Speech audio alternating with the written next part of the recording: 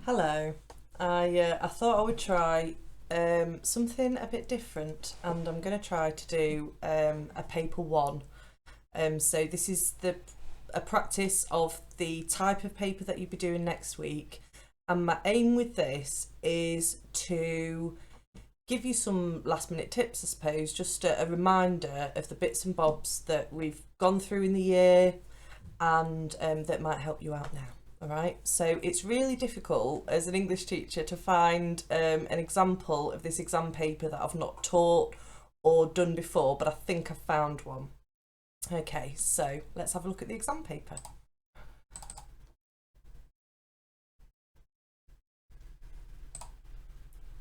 So as you know, this exam you've got an hour and 45 minutes for.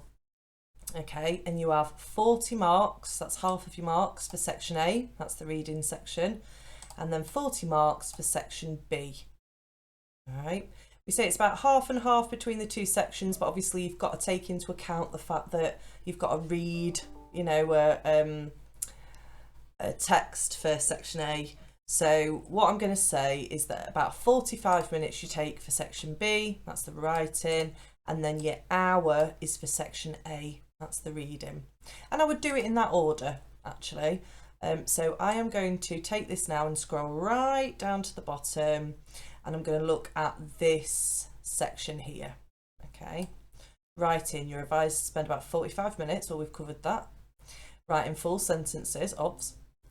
You are reminded of the need to plan your answer. You should leave enough time to check your work at the end. So you will have space to plan your answer, and you will have opportunity to plan your answer for the actual sort of, mock assessment. So let's talk about the actual task then. Either write a description suggested by this picture or write a story opening for a genre of your choice, but it's not likely to be that broad when you're asked to write a story opening. I'm always going to go for the description anyway, and I'll tell you for why. It's because I can't manage a story in that amount of time, and the pressure of trying to write a story in that amount of time means that my writing isn't as high quality as it could be. I struggle with plot. Okay, whereas a description, I can manage that. I can imagine myself into this scene. This looks like a concert to me. Okay, so what would I be able to describe? What would I be able to describe? So just thinking of all of the things about the concert that would really stand out. Can't believe that music's come that far down the list. That's bad, isn't it? But I suppose that makes sense because you'd start with the things that you can see, and then you're thinking about other senses, because remember, description's about your senses.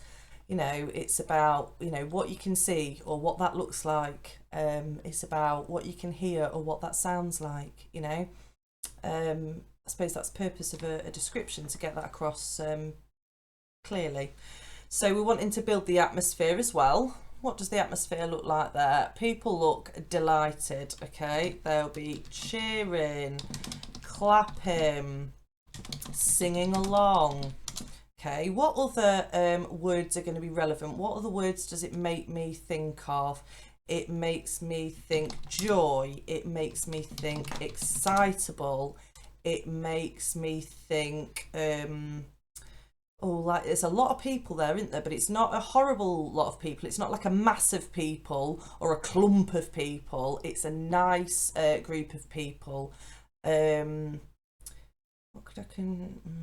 Wave. I'm going to go for wave, because then I want to build like a sea metaphor in there. So like a sea of people, waves of people pushing forward.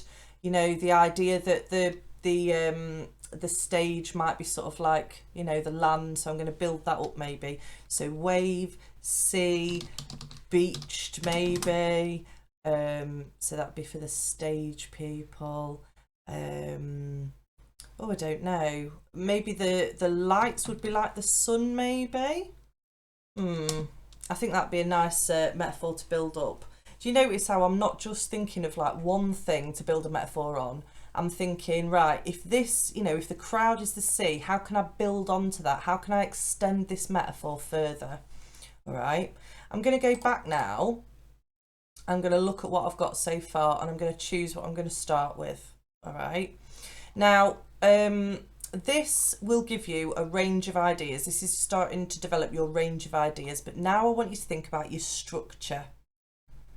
Okay, your structure, it could take lots of different formats. We've done a lot on past, present and future. So you could describe the present, then flip back to the past 24 hours earlier. You know, the place had been completely dead, deserted, and now it's thronged with life. All right.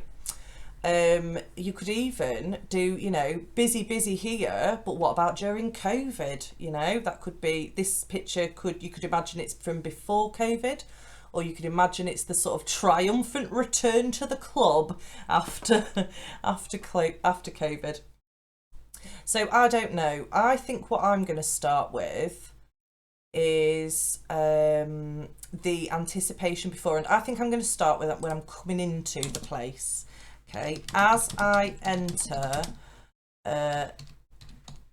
the tightly packed venue. Do you see how I went to tight venue then and then went for tightly packed venue? Because venue's just a bit boring on its own, to be honest. So adjectives are the first thing. Describe what it is that you're writing about. All right. So as I enter the tightly packed venue, you could use an adverb as well. As I nervously enter the tightly packed venue. Or you could use a verb that implies that exact same adverb. So you could go for as I creep into the tightly packed venue. Okay. So creep would have a different, you know, sort of connotation than sneak. All right. Sneak is like you're doing something wrong, isn't it? All right. Creep is sort of like you're trying to maybe keep to yourself, keep it a bit quiet. You don't have to do this as you're going along, guys. I like to do it as I go along because then I can look back and see some belting description and sort of feel encouraged, but you don't have to do it as you go along. You can start writing like this. As I creep into the tightly packed venue, I see the crowd. It is enormous and loud. The bar is packed and I decide to I decide to wait to get a drink. Okay, and then you can go back, you know, much later, like when you've finished, you know, doing it all like that, and sort of make it fancy from there. But do you see how that would be a bit more difficult? Maybe you don't. Maybe that is your way of doing it, and that's absolutely fine. All right, I'm going to keep doing it the way I was doing it though. So as I creep into the tightly packed venue, well, you can't see much, can you? I can barely see 2 feet in front of my face. A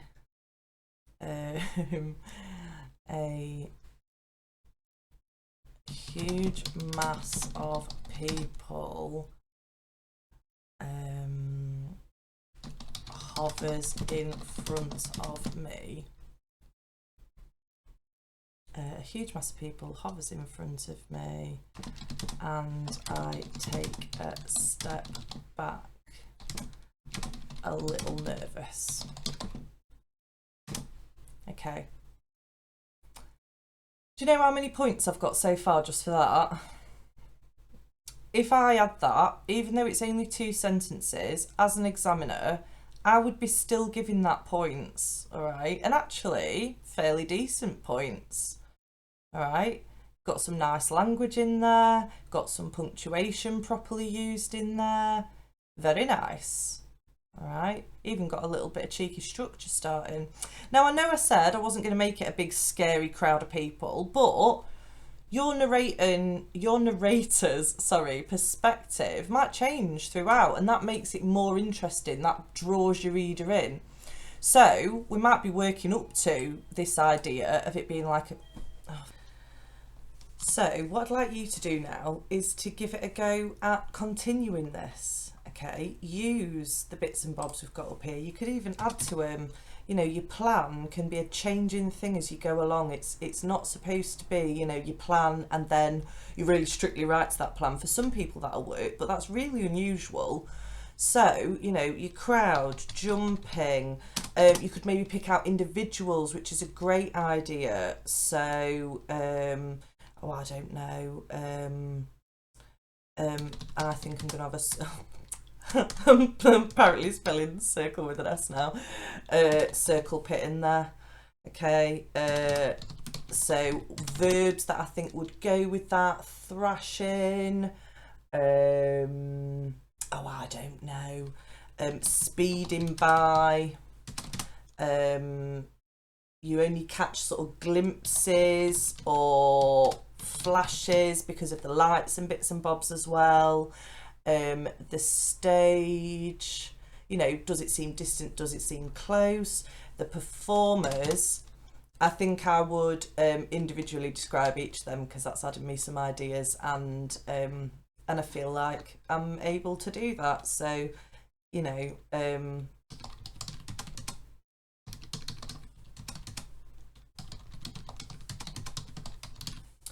okay, tambourine player.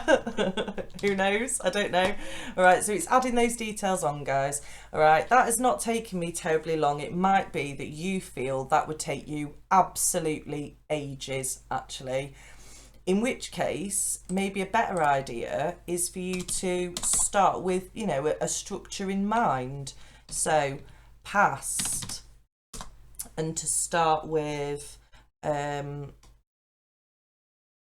oh, I don't know, something that implies that there's a change taking place right in the beginning of it. So never had I seen such a transformation. Do you know what? It's a nice sentence to start with. It applies to loads of different, you know, it could apply to loads of different things. Okay, so starting with the past, okay, and a little bit describing, you know, maybe not being terribly clear, because that's that mystery that we talk about in the structure question, isn't it? It's a writer leading the reader on a little bit. Okay, then in the present,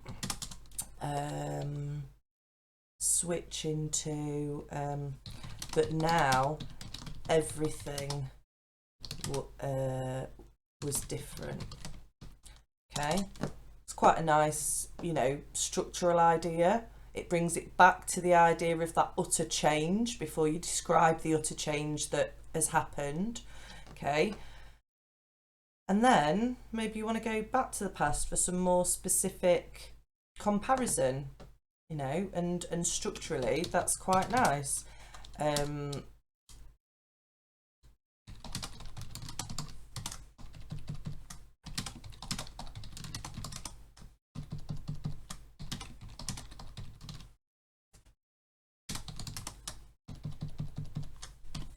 So, never had I seen such transformation. The club had been completely dead, utterly deserted, you know, that idea of sort of really emphasising how dark and dreary it would have been. But now everything was different. Okay, so describing the environment now, the people there, the music, you know, the sort of overwhelming difference in the sensory input you'd be getting there. Okay, and then going back to the past for that comparison, no longer the dark, no longer the dreary shadows, no longer the misery of COVID. I don't know, you know. Sorry, I keep coming back to COVID. I apologise. Everyone wants to sort of like, you know, forget it at the minute. Stop talking about it, Charlotte. All right.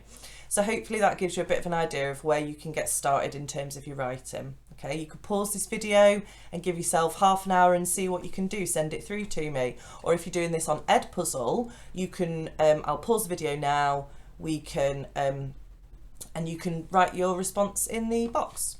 Okay, excellent. See you for the reading in a few.